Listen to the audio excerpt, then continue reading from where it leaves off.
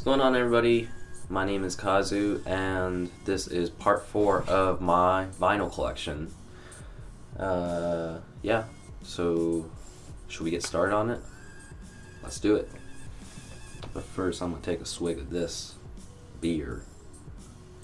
So this is My Bloody Valentine's compilation. It's called Ecstasy and Wine, and basically on this compilation it compiles some of their like older EPs, including Ecstacy and also Strawberry Wine, I think. And so there are a lot of like great songs on here.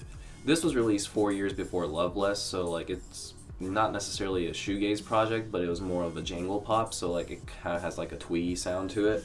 So a lot of the guitar melody has this like kind of 12. It's almost like they're playing like this 12 string, and it's very jangly and very poppy, and it's really awesome. It definitely sounds a lot different from Loveless and albums like Isn't Anything, but still this is a really fun listen. And this is the original UK copy that I got from Amoeba like about 5 years ago. Some of my favorite songs, including Strawberry Wine, which is a classic. Also, She Loves You No Less. There's a lot of really catchy melodies like do do do do do do do do do do do do do do do. But yeah, I love listening to this thing. And this is not a colored vinyl. It's like white, and then it's also black on the outside. It says Ecstasy and Wine. But yeah, this is a great listen if you're interested in checking out My Bloody Valentine's other sound. Then check this thing out, because it sounds different from Loveless, and it's actually quite refreshing.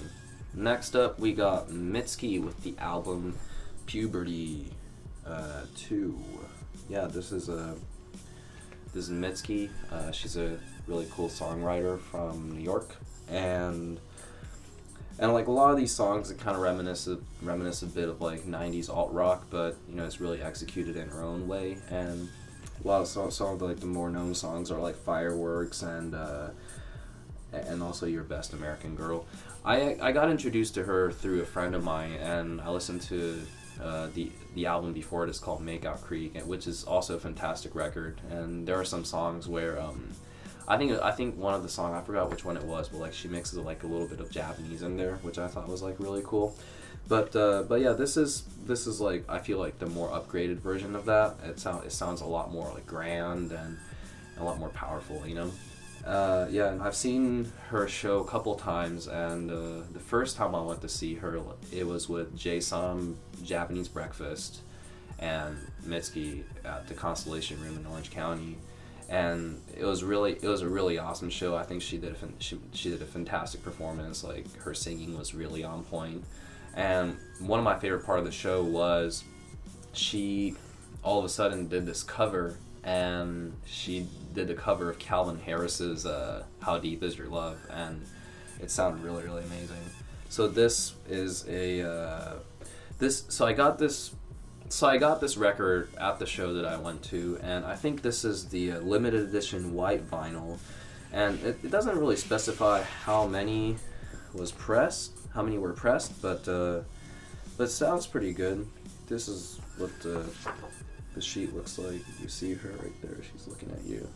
She's looking at you in the face. And here's a lyric sheet right here. Looks nice. And this is the white vinyl, which looks like this. I don't know if it's there's like some brown mark, as I don't even know why. It just looks like somebody spilled coffee on there, but it still sounds good. I'm glad I got this. I think there were some other limited pressings, like a red translucent vinyl and stuff too, but I like the white. It definitely goes well with the with what's going on right here. So yeah, it just complements the cover of this record. So yeah, this is Mitski's Puberty 2. The next record I'm going to show you is Joyce Manor, Never Hungover Again. Yes, this is an awesome record. Actually, a friend of mine, he corrected me on this when I reviewed the Joyce Manor record. I called him Joyce Manor, and it's pronounced completely wrong. But yeah, this is the this is their first album that they released under the Epitaph label. And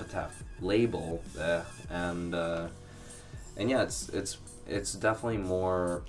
I feel like it's definitely more like poppier than their like the self-titled record, but the songs are very, very on point and just really enjoyable to listen. I mean, especially like if they, whenever like they play any songs from this album, it just turns into like an amazing sing-along like at their show. So yeah, I think this was a really fun record to listen to.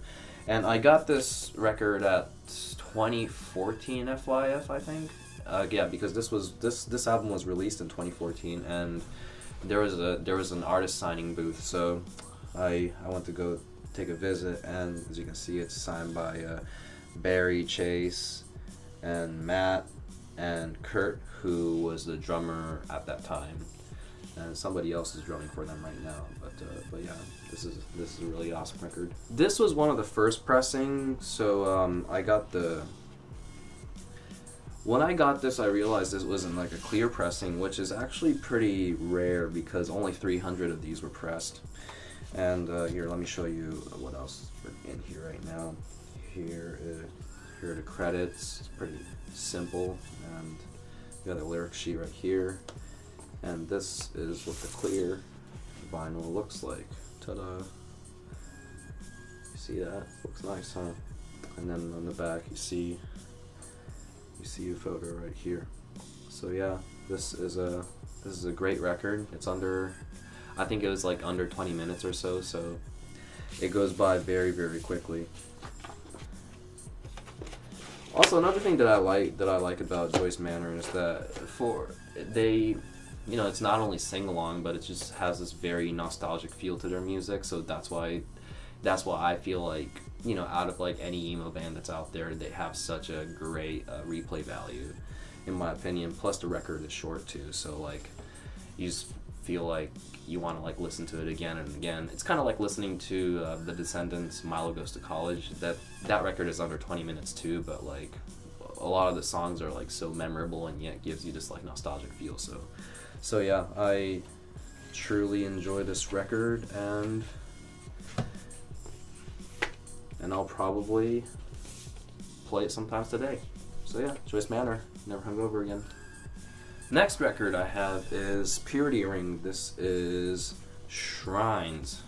I almost forgot the name of the record. That's right, this is Shrines. This is the debut album by Puberty Ring that was released under 4AD. And I got this record signed as well. I got it signed at FYF in 2015. So yeah, I guess, I don't know, like whenever there's an opportunity like that, I just take advantage of it. But yeah, this is an extremely catchy record. It's Puberty Ring, they're an electronic duo, but they use like really clever sampling and just really, really heavy beat with Megan's like very angelic voice, just kind of like swinging through the songs. And yeah, this is a really, really good record. I remember buying a CD version of it without even hearing it once because I like the cover so much, and also at the same time I've heard like many people were talking about it, so it's kind of like fuck it, why not, and it just happened to be a really good pick. So yeah, but it's also signed, so it's awesome. Some of my favorite songs on here are Lofty Cries, Obadiah, and also Fine Shrine, which two of those are like singles. And yeah, I don't really play it as much anymore, but maybe for like a nostalgia value, I might put it on today. And this record was in teal. Look at that. This is nice, huh? Or it's like in light blue color. So yeah, this is really, really cool. Yeah, so this is Puberty Ring, Shrines.